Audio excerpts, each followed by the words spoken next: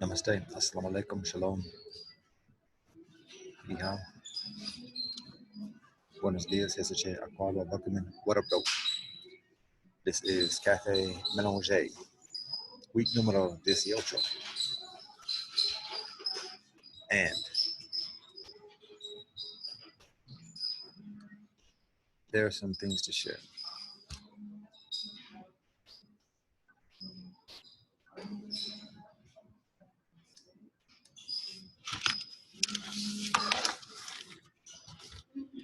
So, actually, what I'll share is a recent experience this past week. In the work that I do, I had the occasion of reading on the biography of Patrick Healy. So Patrick Healy is a Jesuit priest from over a century ago, born about 180 years ago. Wow, it's good. We're getting up there. Before the Civil War in the United States, he was born a slave, actually, mixed. His father is an Irish immigrant. His mother is a mixed woman who's a slave, and his father purchases his mother, and they get married and they have children. He has a number of brothers and sisters. Patrick Healy does, and he receives a very strong education, becomes a Jesuit priest, graduates from university, and then goes on to get his doctorate degree. The first person of African ancestry in the United States to get a doctorate, a PhD. He goes to Belgium and to get his education. And when he's in Belgium, he studies there for a number of years. When he's in Belgium, guess what? The United States goes into civil war. And he returns exactly when it concludes officially. Uh, so when he returns with his PhD, he becomes a professor at Georgetown University. And he's a stellar scholar. And he's given a nod for becoming the president of Georgetown University. However, initially the Vatican declines the nomination because of his ethnic heritage and the expectation of it being controversial, to say the least. Um, I, Amongst the community, the extended community, and particularly even within Georgetown as well. So it's refused the first time. So somebody else is selected, the person actually passes away, and then he's assigned as the acting president. Um, and and whilst he's the acting president, his name is sent again as the nomination, and it's accepted. He becomes the, the proper president of the university. Um, So when he becomes president, he like implements this transformative process in Georgetown to the point where he's referred to as the second founder of Georgetown. He's credited with leading Georgetown from being a comparatively uncelebrated liberal arts college into a full-fledged university. He does additional changes with curriculum, including science with as a standard component of the curriculum, and additionally,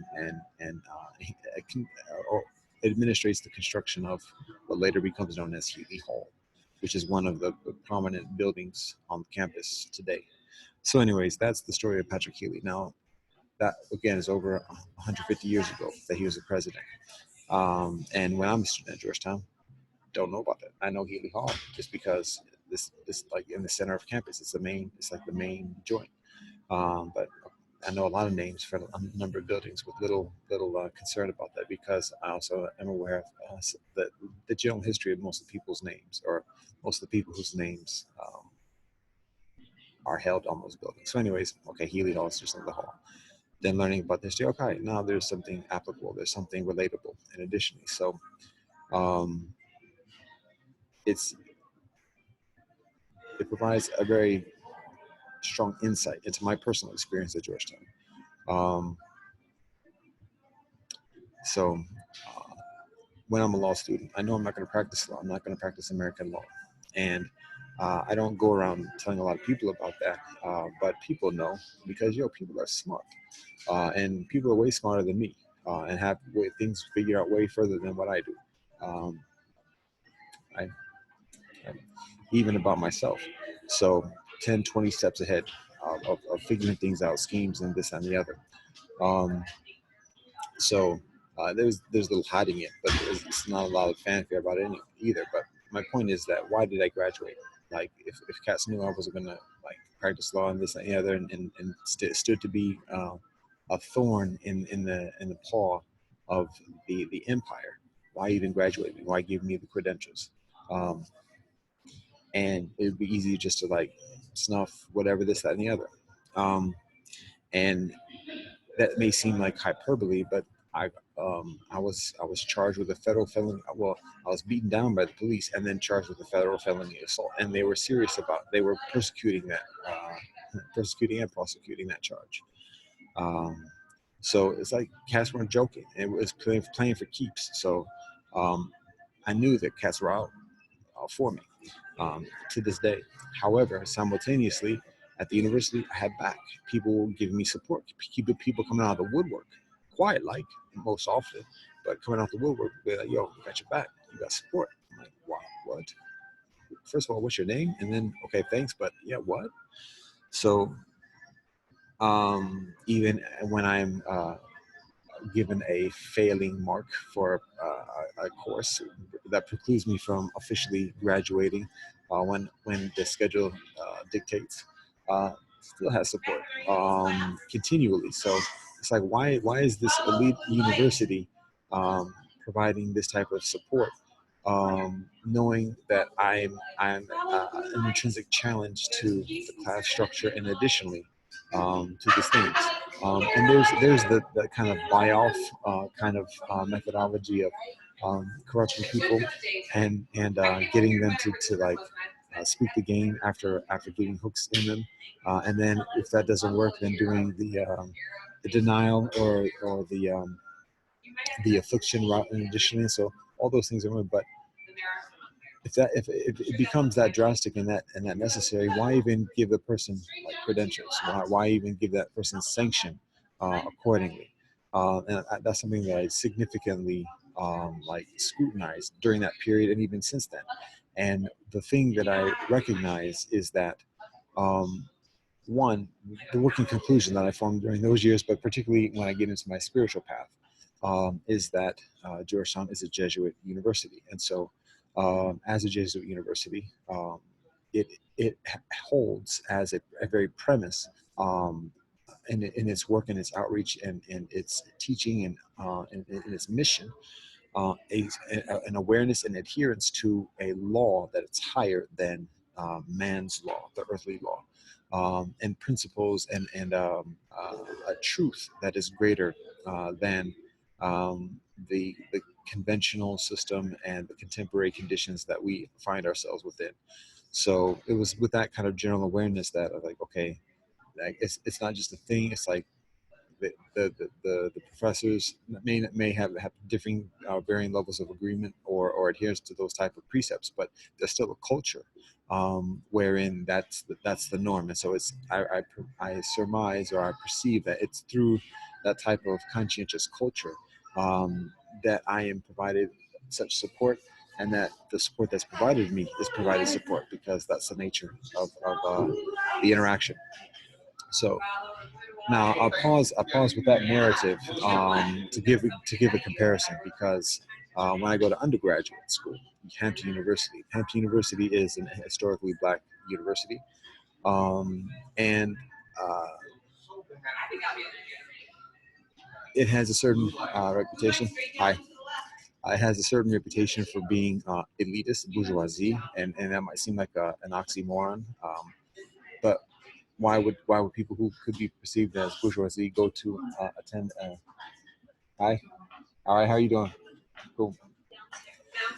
Attend a university designated specifically for people of African ancestry. That doesn't seem to be like a very lucrative type of investment of one's efforts.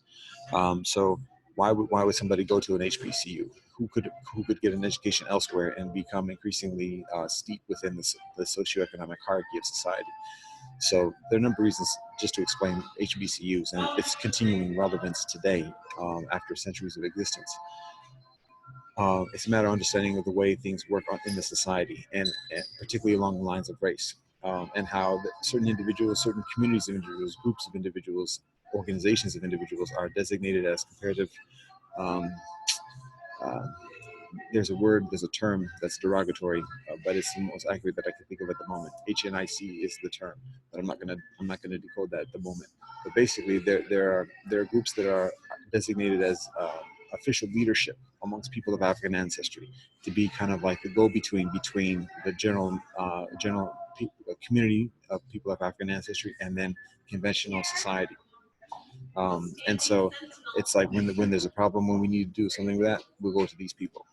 And so that pertains to community leadership, but leadership and awareness within corporate society in addition. And so um, many some individuals come from what are referred to as PWIs, which is predominantly white institutions. But the thing is, such individuals tend to have some type of scrutiny, suspicion, particularly amongst people of African ancestry, and don't have the same kind of cachet in terms of authenticity and additionally.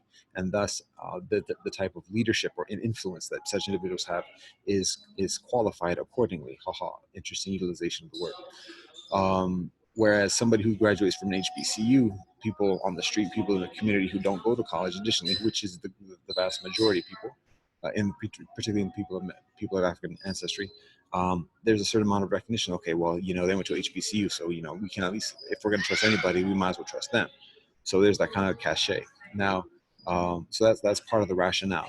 And obviously, people can go to HBCUs. Education is education. A word is a word, regardless of the environment that it's spoken within. So the truth is the truth. So a person can learn how to be an engineer, learn how to be a doctor, and additionally, just within, regardless of what the ethnicity is of people around themselves. So guess what? People do that. People have been doing that for over a century. So there's that.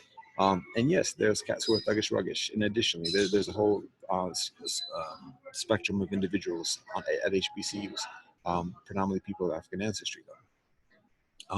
So anyways, I attend an HBCU, and my point for this story is not getting into all the details of that, but just give some background on that. Now, the HBCU that I attend, Hampton University, like I said, is considered one of the elitist within amongst the HBCUs. Out of there are 117, 118 HBCUs when I was in school. There's some closing, there's some openings since then, but I imagine it's somewhere around 100 at this point. So Hampton is considered very easily, widely considered one of the top elite universities, top three. Right, right. And others, including, actually, I should say top four: Hampton University, Howard University, Spelman College, and Morehouse. Uh, Spelman and Morehouse are right next door, brother and sister universities, so kind of include that together. But anyways, those are considered like the top four HBCUs. I go to Hampton. Hampton is somewhat unique in that it is situated within a comparatively a small town kind of situation. Howard's in Potomac area, Washington D.C. Morehouse and Spelman are in Atlanta, in the land of the Cherokee. So they're in big cities, and so there's communities and things to do. Hampton is in Virginia, also the land of the Cherokee, but in Norfolk, or near Norfolk. So there's not a lot going on, and so it's a safer place to send one's bourgeoisie children who are tender and additionally. And so it's on a waterfront. It's a picturesque campus. This and the other. That's where I go. Anyways, all that being said, it also happens to be the alma mater of one of the most influential people of African ancestry, period, full stop, which is Booker T. Farrell Washington. So Booker T. Farrell Washington, who's also mixed, how about that? Who's about, actually, to be honest, about the same age as Patrick Healy. He is born a slave, and he is emancipated. He also, particularly when the Emancipation Proclamation is written, emancipation. Um, and he goes to Hampton. It's called Hampton Institute back in those days, if I recall correctly. Yes, probably is. So, anyways, it's Hampton Institute for a number of years. But, anyways, Hampton Institute. And he goes on to establish one of the most formidable and influential political machines on this continent, period, amongst all peoples, but particularly amongst people of African ancestry. And he is he is the competitive intellectual rival of W.E.B. Du Bois, who emerges a few years later. So, anyways, Booker T. Washington is an alumnus, one of the most famous, well-known alumni, for those who know, of Hampton University. And I knew that going into Hampton. I knew his story. I had to read his book, so we also had to still get to read his book. But I knew his story, and that was that. It was an influence in my experience at Hampton. So that when I'm at Hampton, I know the history, I know the legacy of Booker T. Washington and everybody else who comes from that as well, who shares in that culture and that history and that legacy. And so when I'm there, it's easy for me to see why people are supporting me, like why people encourage me and helping me to graduate, and helping me, supporting me in fulfilling my purpose. So it's less of a question. It's increasingly evident, and it's like understandable. Um,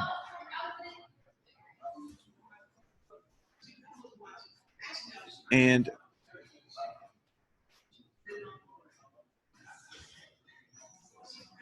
when when I graduate from Hampton, um, I consider myself as part of that continuing legacy. Um, and not just that includes Booker T. Washington, but the mindset of upliftment, and the culture and the mission that is shared amongst conscientious people at Hampton. Um, and I'm going to say, actually, as a side note, at the moment, I'm at my other alma mater at this moment. I'll say the name, Case Western Reserve University. Um, but the actuality is, when it comes to Case, I've spent less than a year here at Case. I spent much further time here after I graduated than when I was actually a student here. Probably even. Um, so, anyways, when I was at Hampton, I found myself as part of the continuation of the legacy, and I was it was conscientious. I was aware of it. When I was at Georgetown, I just perceived Georgetown as kind of like an elite university, and it was important for me to graduate from an elite law school so that when I shared my message afterwards, that it had the credibility of that, and plus connecting with people accordingly, understanding better about society. So, and I mean that's part of the purpose for studying law as well, understanding the rules of the game, but particularly studying law at um, an elite law school. You know, these earphones are going to be uneven one way or another, so I have to deal with the distraction. Um, so that's why I went to Georgetown. And to be honest, at the time when I went to law school, I accepted to actually here and I was planning to go here at Case, but when I got accepted to Georgetown, I went to Georgetown.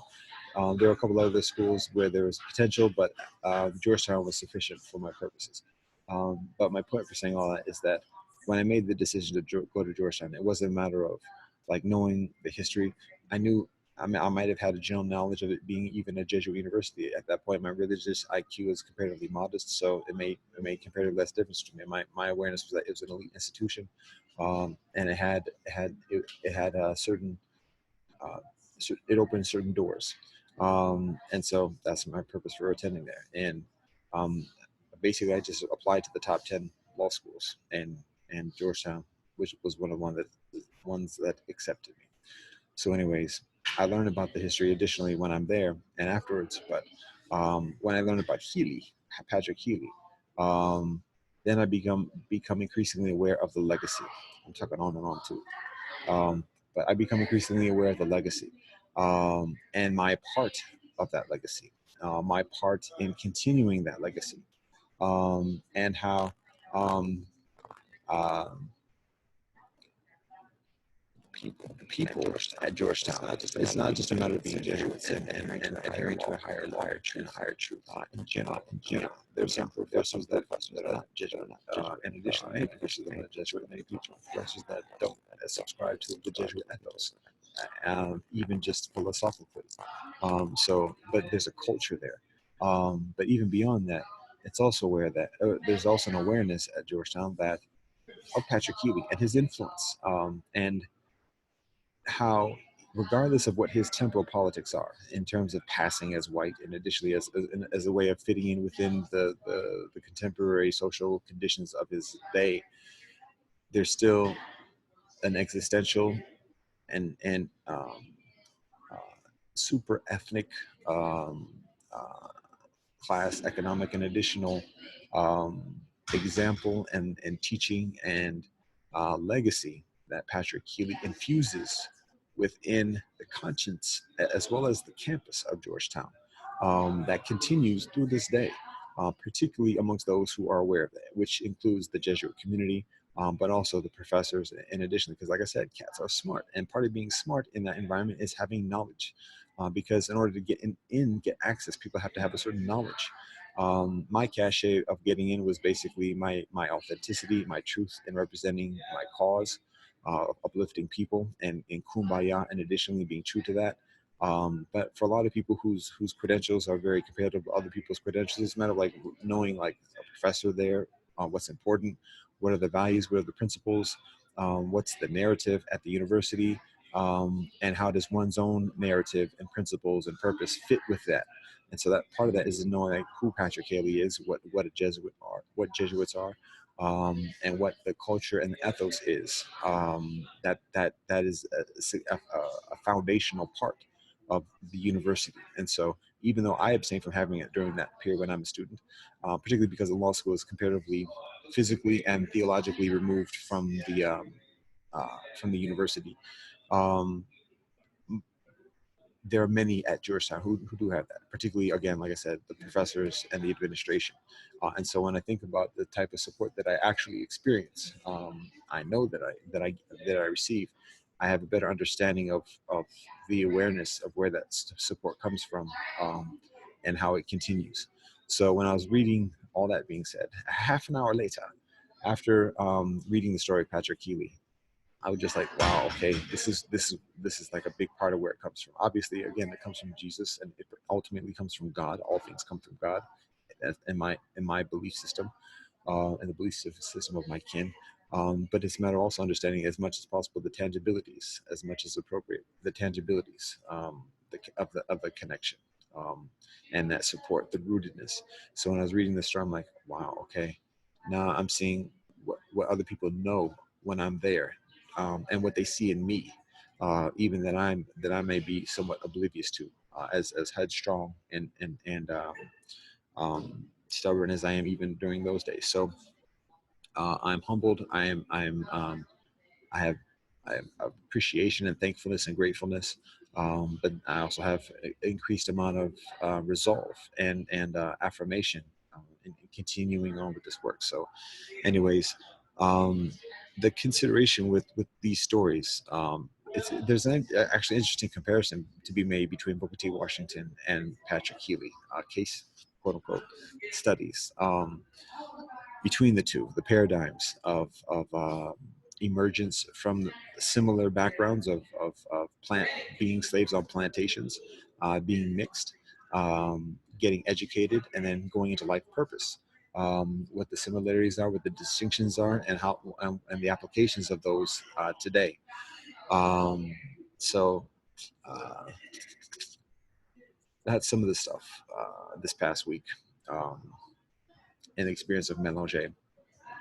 Uh,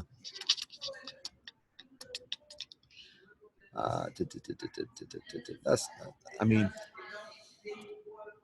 that's the main thing I'll share at the moment. I'm going to pause there, and leave it at that. But for that particular joint, there's additional things I can think about, that are of interest and note. But I think about how much time availability there is to like delve into it. What I'll share is this: the consideration of currency. And when we think of currency in the conventional sense, we can think of money, monetary currency. Um, we can think we can think of political currency, of people's influence and getting things done on the political scale. Um, we can think of even additional forms of material currency like gold, silver, diamonds, things that people are willing to provide, platinum, things that people are willing to provide trade or barter for, even just clothing, hemp cloth and rice, and additionally, so all these are forms of currency. And when somebody stacks up a lot of this currency in this temporal realm, this material currency, a person is often referred to as being rich. Oh, look what they got. They can do all this and the other with what they have. But the teachings from our different traditions also warn us that there's another type of currency, um, for lack of a, well, doesn't even have a better term, but we can call it heavenly currency. And that when people amass a considerable amount of material currency, it's at the expense and the expenditure of heavenly currency. And that's what their teachings teach us. From high, from Torah to Jesus to the Buddha, the Bhagavad Gita, Lao Tzu, that teaching can be explicitly and implicitly found within within the guidance of the different traditions of the earth, the Quran as well. So, anyways, heavenly currency and material currency. Um, Now as material beings, we need materiality, and so there's a consideration of finding the balance between the two. But my basic point for sharing this at the moment is that so many people are so caught up in accumulating material currency, and people are experiencing material poverty, and they need that. So that's recognized. However, this is the thing: so many people have so much heavenly currency and don't even know. And when the people with material currency who are considered rich come in and say, "Oh, I got this, I'll give you this and the other," they want some of the heavenly currency. And the trading terms, the rates of exchange are so woeful. People give up that heavenly currency for so little of the material currency. It's a matter of knowing what our worth is, and and being honest and modest and loving when we do the exchange. So that's consideration of heavenly currency. And what is it? What does it mean to be heavenly currency? What is that? Uh, the things that you want to experience in life, like happiness, peace, honesty, love, modesty, authenticity, all these things. You want someone to care for you, and listen to you, support you, to love you and accept you regardless of what, to forgive you. All that is part of heavenly currency. And it's not just a matter of like just snapping a finger and say, "Oh, have it." It's cultivated, and it's secured. It's like kept, hold on to. And when we're mindful of that and we know how to like stack it up, um, then we begin to recognize our wealth, our heavenly wealth. And even just in that proclamation, I'm spending it up at that point. Not all of it, but I'm spending some and just communicating that, because modesty is a significant part of the nature of heavenly currency. Um, but we can stack chips up in a heavenly currency. And the consideration is maintaining, like I said before, the balance between our heavenly currency, heavenly riches, and our material needs, and eating from this. And the thing to take from that is that when we do partake of the earth, when we do consume, and to sustain ourselves, we are increasingly modest in doing so and purposeful of like recognizing how much of our heavenly currency we're spending up when we partake of that. And is it actually worth it? Do I actually need this? Is it worth the cost that I'm paying, not materially, but on the heavenly side? Um, so, uh, an additional consideration. This is a little bit choppy at this point, but an additional consideration is that people are desperate to spend the material currency. The people who are rich and seemingly powerful, this and the other, influential, again, this is a little bit, like I said, this is a little bit heavy to like conclude with, without further explanation, but there's bad karma that's connected with those riches. And so um, the heavenly, the materially rich people are very desperate, to be honest. I could say highly motivated to keep it kind of nice and polite, but I say desperate to to share that material rich, those material riches, um, because that's the way of keeping at bay the bad karma. And the bad karma can be considered demons or angels who are manifestations of karma or whatever else. And right there, that sounds crazy. However, this is part of the nature of this universe, um, and so there's there are bad things connected with them riches. Yes, it's influential, but the point for me sharing that is that people with material riches are very motivated and desperate to offload material riches. That doesn't mean give it all away. Teachers tell us to do that, but that doesn't necessarily mean give it all away. What it means is investing it within people who are doing angelic things, redeeming things, heavenly things.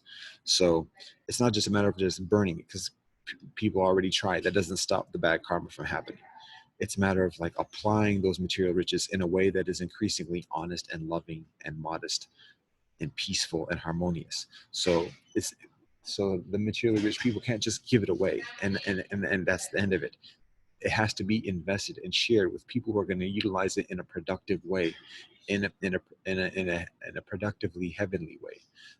And I'm getting into that binary of heaven and earthly or whatever, so I have to be mindful of that. But that's the point. So it's not just say, oh, he's rich. He needs to get and go up to him and say, hey, you're rich. Give me your stuff because you need to get rid of that. It's not that you have to be righteous. One has to be righteous. We have to be righteous in order to be dutiful recipients of the material investments that are applied to support the heavenly work that we do. What is heavenly work? Improving the well-being of others. Um, Practicing a discipline of honesty and compassion and modesty, and improving the well-being of others in a genuine way. So it's not just a matter of, oh, that person's poor, give them money. No, they got to. It's a matter of applying it in a way that's going to enhance the well-being in this physical universe, in this physical realm, this material realm. So that's it. Now, how does all this apply to melange? Because my melange applies to all things, and this is just part of the consideration. Um, and just one of the things that we're working on, particularly when I talk about the ethics joints, that's part and parcel of it. So that being said, I'm gonna leave it at that. Because yeah, it's about time to keep on moving. So that's that. Namaste, assalamu alaikum, shalom, zajian, adios, tejakuris, esabin, asamu, keleu, one love, and peace.